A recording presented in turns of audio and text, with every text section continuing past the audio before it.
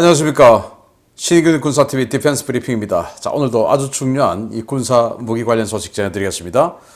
자, 흑해로 들어가는 통로, 이 보스포러스 해협을 튀르키예가 통제하고 있죠. 그래서 전쟁 시작된 이후에 이 보스포러스 해협으로 통하는 모든 군함은 다 통제한다 해서 못 들어가요. 그런데 그 흑해 밖에 시리아의 타르투스 항구에 러시아 흑해 함대 군함들이 주둔하고 있었습니다. 그런데 모항으로 못 들어가죠. 그래서 수리하러 발트 함대로 간 겁니다. 그 상태에서 흑해 함대의 전력은 이제 지중해 없는 거죠. 그런데 지금 이 중동 전쟁으로 인해서, 이스라엘 전쟁으로 인해서 나토 함대가 어마어마하게 지금 시리아 앞으로 몰려온 거죠. 그러니 시리아가 SOS를 치겠죠. 그러니 지금 러시아가 그 나토의 대함대를 견제하기 위해서 군함, 전투함을 파병을 했습니다. 어떤 내용인지 보겠고, 두바이에서 아주 큰 규모의 에어쇼가 열리는데 방산 전시회죠. 여기에 인도가 테자스 마크 1A 전투기를 출품했습니다. 그랬더니 인도의 적인 파키스탄이 우리도 질 수 없어 해서 이 중국과 같이 공동 개발한 그 전투기죠. JF-17 우리도 출품할 거야 해서 두바이에서 인도의 테자스와 중국 파키스탄의 JF-17이 격돌을 하게 되는데 누가 이길까요? 보도록 하겠습니다.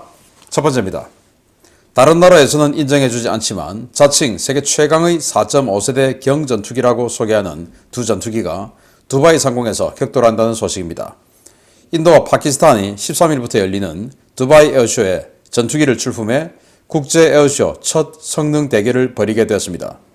오는 11월 13일부터 11월 17일까지 아랍에미레이트 연합의 두바이 월드 센트럴에서 개최되는 두바이 에어쇼에서 인도와 파키스탄이 테자스 마크 1A와 JF-17 블락 3를 각각 선보일 예정이라고 행사 주최 측이 11월 10일 발표했습니다.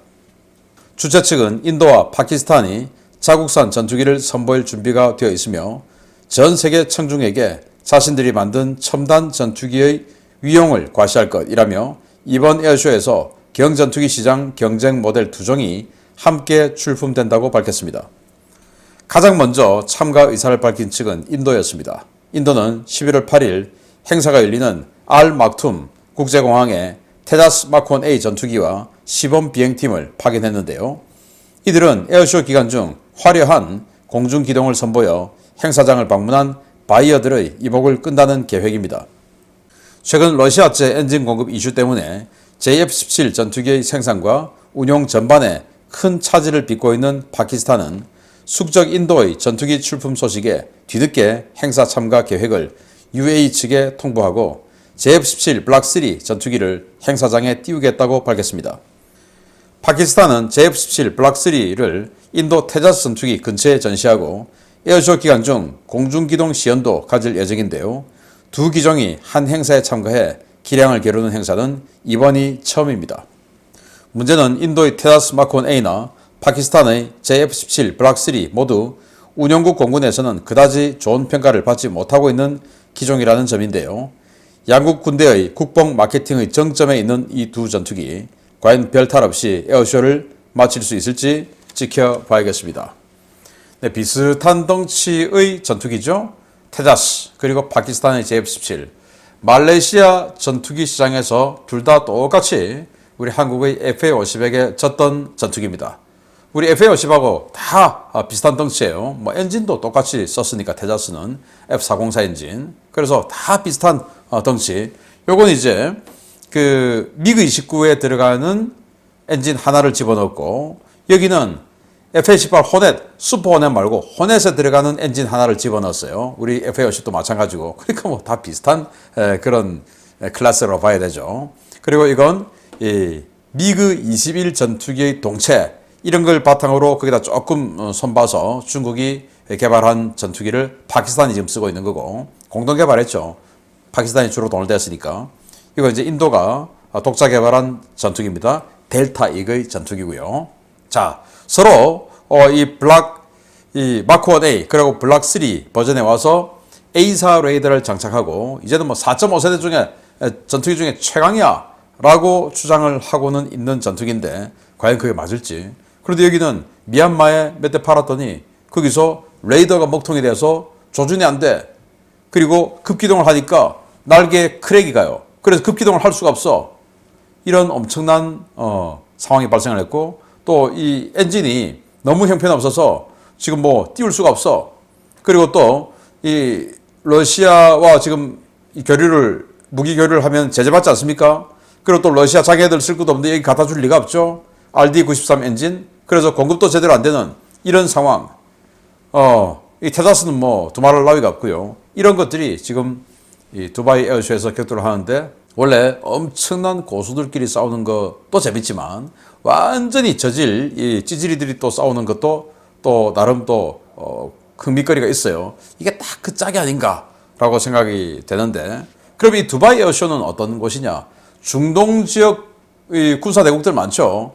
그 중동 지역의 군사 시장이 형성이 되어 있으면서 또 아프리카의 바이어들이 또 와요. 그래서 아마 중동 지역에는 다들 돈이 많으니까 이런 전투기 살 리는 없을 거고, 아프리카 국가들이 와서 뭔가 좀 기웃거려 보지 않을까라는 건데, 아프리카에 선점을 하려고 이제 인도가 우리 테다스 보낼게 하고는 진작에 보내기로 해서 11월 8일 날 이미 보내서 여기서 이제 기념사진 촬영을 했어요. 그래서 이 여러 대를 갔습니다. 그래서 이제 급기동 뭐 하고 한다라는 건데, 그거 소식을 들은 파키스탄이 갑자기 잠깐 스톱, 우리도 보낼 거야 해가지고 11월 8일 현재까지는 아직 파키스탄은 보내지 못했어요.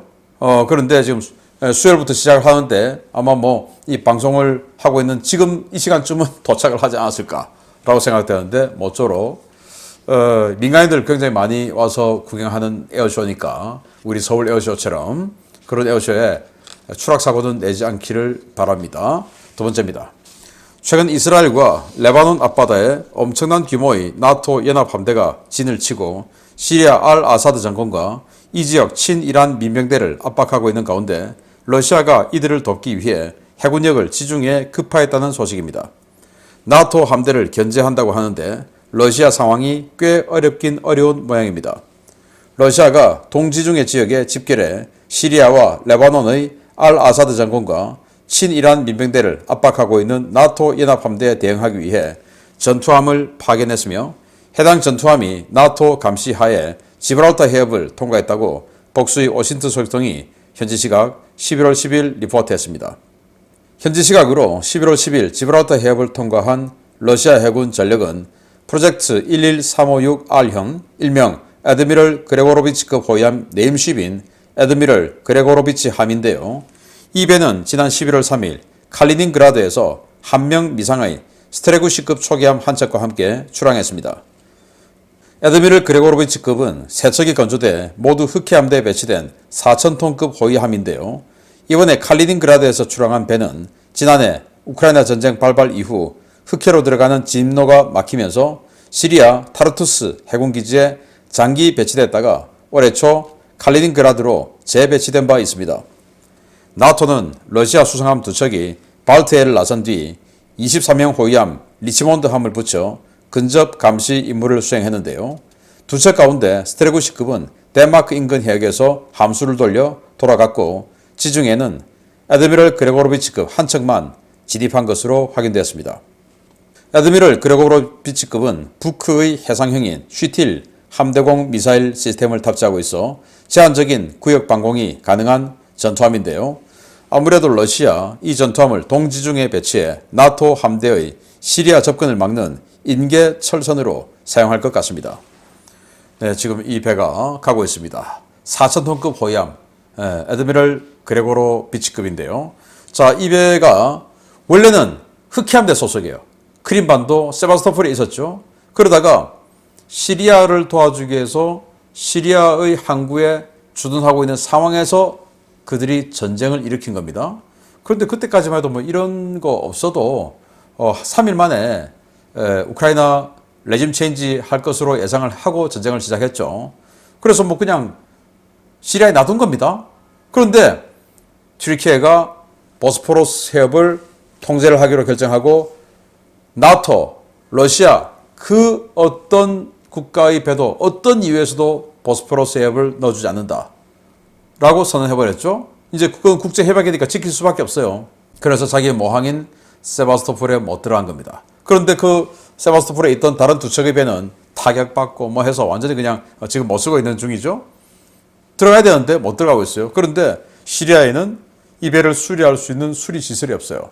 그런데 너무 장기간 시리아에 있다 보니까 수리해야 되죠. 그래서 지중해를 돌아서 이 발트 함대가 있는 칼리닝그라드로 간 겁니다. 거기서 수리하고 이던 차에 이스라엘 전쟁이 발생해서 어마어마한 나토 함대가 들어오니까 시리아의 알 아사드 독재자가 마음이 쫄리는 거죠. 러시아에게 SOS 좀 도와줘 하니까 이제 군함을 보내긴 보내야 되는데 뭐 없죠 지금 러시아가 지금. 그래서 이 배가 갔다.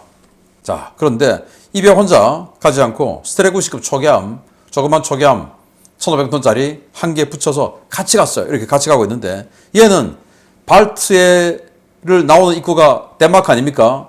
덴마크에서 북해 쪽으로 빠져나오지 않고 그냥 발트에서 백 해서 다시 칼리닝그라드로 돌아가고 두 척이 같이 오다가 이 그레고로비치만 발트해를 나온 겁니다. 그래서 이렇게 도보 해협을 지나서 영국 해협을 지나서 이제 이베리아 반도 돌아서 지중해로 들어간 거예요. 그래서 영국 해협은 도보 해협에서 빠져나오면 도보 해협의 서쪽에 있는 걸 그냥 영국 해협이라고 해요. 여기에서 이 리치몬드 호위함에서 이렇게 감시하고 있는 영국 해군 모습인데, 자, 이래서 스페인을 돌아서 지중해로 들어갔는데 그건 뭐 할 거냐? 시리아 앞에서 딱 레이더 돌리면서 지대공, 함대공 미사일이 있으니까 한 40km 날아가죠. 이 함대공 미사일 32발 장착하고 있으니 나토 이 폭격기가 전폭기가 시리아 알 아사드를 레짐 체인지하러 들어오는 거 막아주는, 우리 여기 있으니까 한번 이쪽으로는 들어오지 마. 이제 이거 하러 들어가는 게 아닌가라고 생각이 되는데 지금 나토 함대는 한 50여 척 되죠. 그런데 요거 달랑 하나가 그걸 막아낼 수 있을지, 물론 뭐 러시아가 있으니까 조심은 하겠지만 아무튼 러시아의 현재 위상은 딱 요 정도다라는 것을 알 수가 있습니다. 자, 이런 상황 알려드렸습니다. 마치겠습니다. 감사합니다.